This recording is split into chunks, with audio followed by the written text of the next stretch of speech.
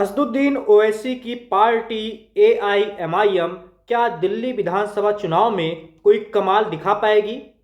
क्या दिल्ली की कोई भी ऐसी सीट है जहां पर एआईएमआईएम के जीतने की संभावना है? ये सवाल बहुत पूछा जा रहा है और इस सवाल का जवाब जानने के बहुत सारे लोग इच्छुक हैं। तो चलिए आपको बताते हैं।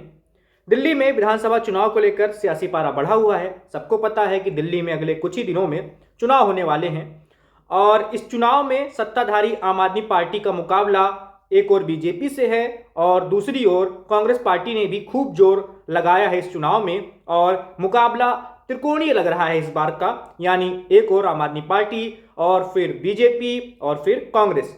तो तीनों बड़ी पार्टियां जो दिल्ली की हैं वो चुनाव में अपनी पूरी ताकत झोंके हुए हैं।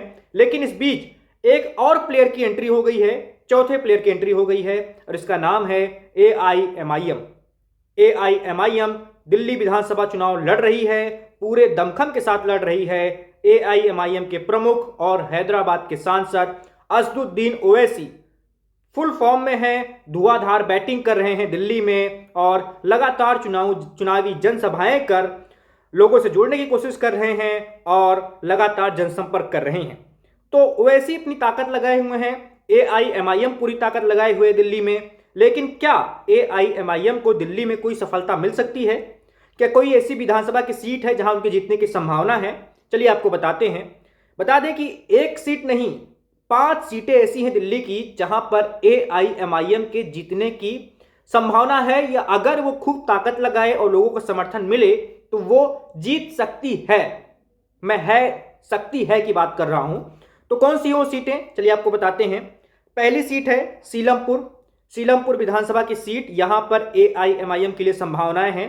इस सीट पर 60% से ज्यादा मुस्लिम मतदाता हैं। तो पहली सीट है सीलमपुर। दूसरी सीट है मटिया महल में भी अगर एमआईएम अपनी ताकत लगाती है, ओवैसी खुद प्रचार करने जाते हैं और लोगों का प्यार मिलता है, लोगों का समर्थन मिलता है, लोगों का वोट मिलता है, तो इस सीट पर भी संभावनाएं बन सकती हैं एआईएमआईएम के लिए। तीसरी सीट है ओखला की सीट पर भी संभावनाएं बन सकती हैं एमआईएम के लिए। यहां पर लगभग 50% के करीब मुसलमान हैं और अगर मुस्लिम वोट ओवैसी को मिलता है, उनकी पार्टी को मिलता है, तो यहां पर थोड़ी बहुत सफलता मिल सकती है, उसकी गुंजाइश है। उसके बाद है सीट बल्ली मारान भी एआईएमआईएम के लिए अच्छी सीट है, अच्छी जगह है। यहां पर एआईएमआईएम के लिए स्पेस बन सकता है आम आदमी पार्टी और कांग्रेस के बीच में। तो अगर कोशिश होती है, अगर मतदाता को रिझाने में कामयाब हो पाते हैं ओवैसी, तो इस सीट पर भी संभावनाएं बन सकती हैं एआईएमआईएम के लिए। और 5वीं सीट है मुस्तफाबाद सीट पर भी एमआईएम के लिए संभावनाएं बन सकती हैं। यहां पर 40% के करीब मुस्लिम मतदाता हैं। तो बल्ली मारान में 45% हैं, यहाँ 40% हैं। तो यहां पर भी मुस्तफाबाद में भी एमआईएम के लिए संभावनाएं बन सकती हैं। तो कुल 5 ऐसी सीटें मैंने आपको बताई जहां पर एमआईएम अपनी संभावनाएं तलाश रहा है। एमआईएम के जो रणनीतिकार होंगे, असदुद्दीन ओवैसी खुद भी उन्होंने काफ़ी रिसर्च की होगी चुनाव में उतरने से पहले। उन्हें भी भली भांति पता होगा कि हमारी पार्टी के लिए कहाँ गुंजाइश है, कहाँ हमें कामयाबी मिल सकती है, कहाँ हम जीत सकते हैं।